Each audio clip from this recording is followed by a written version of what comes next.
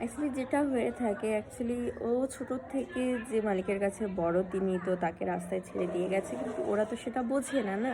ও তো তবুও তার মালিককেই চাইছে। তাই সেটা বুঝতে পারছি আমরা, ওর মনটা খারাপ, ভালো লাগছে না। তা আজকে দেখছি, অর্থাৎ আজকে শুক্রবার, হ্যাঁ আজকে শুক্রবার, তা সকাল থেকে একটু ওর মধ্যে জলি জলি ভাবটা দেখতে পাচ্ছি। তা ওকে দেখে বলছে এটা জার্মান শেফার্ডের বাচ্চা, তোমরা একটু কমেন্ট দিয়ে জানিও। তা যথাসম্ভবত মিক্স ব্রিড রয়েছে, প্রপার জার্মান শেফার্ড নয়। তা যাই হোক, তা ওর নাম রেখেছি আমরা শেরু। তা আজকে দেখছি মানে ও দুপুরবেলায় খেয়েছে, হ্যাঁ বয়েলড চিকেন খেয়েছে, সকালে বিস্কুট খেয়েছে, পটি করেছে। তা এখন দেখছি আস্তে আস্তে আমার সাথে মিশতে পারছে ও। তা আর যেহেতু আমার বাড়িতে একটা ছোট্ট বেবি রয়েছে, ওইটির জন্য ওকে আমি ঘরে রাখতে পারছি না, কারণ ওর গায়ের থেকে দেখছি পশম ছাড়ছে প্রচণ্ড।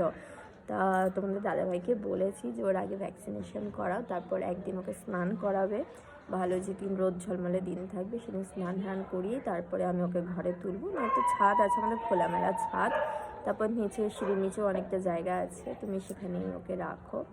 তা রাত্রিবেলা আমাদের সাথেই শয়ে, ঘরের মধ্যে ঢুকে একটা পাপোশ দিল, ওই পাপোশের মধ্যেই চুপটি করে শুয়ে থাকে, কোনো রকম মানে চিল্লানোর আওয়াজ পাইনি।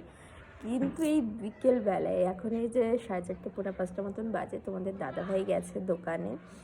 তার দাদাভাইকে দেখে প্রচণ্ড ভৌ ভৌ করে ডাকছে যে কোথায় যাচ্ছ, আমাকে নিয়ে চলো সাথে করে। তা করি আমি ওর আওয়াজটা পেলাম, আচ্ছা এ ব্যাটা তার মানে একটু ভৌ ভৌ করে, নয়তো পরশুদিন রাত থেকে পুরো চুপ একদম, ওর গলা থেকে কোনো ভয়েসই আমি শুনতে পাইনি। তা আস্তে আস্তে হ্যাঁ ও আমাদের সাথে, আমাদের পরিবেশের সাথে মিশতে পারছে। আশা করি আরও যত দিন যাবে ও তত বেটার ফিল করবে। শেরু কাম কাম কাম, আয় আয় আয়, শেরু কাম কাম কাম হিয়ার। ওখানেই বসে পড়ল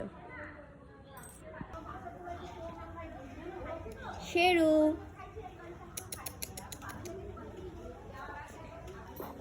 এই বনু ঘুমাচ্ছে তো? হ্যাঁ রে।